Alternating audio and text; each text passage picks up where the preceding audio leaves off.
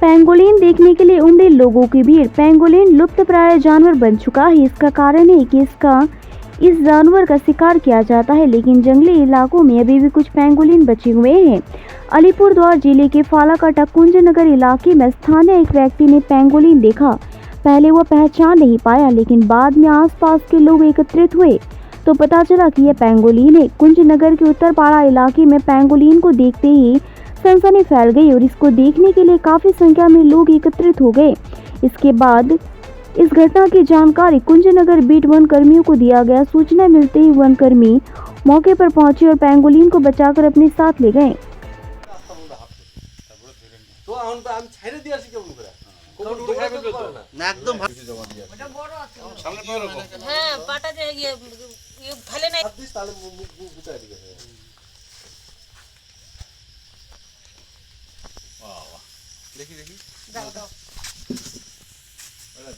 এদিকে নিয়ে আসুন একটু এদিকে আসেন।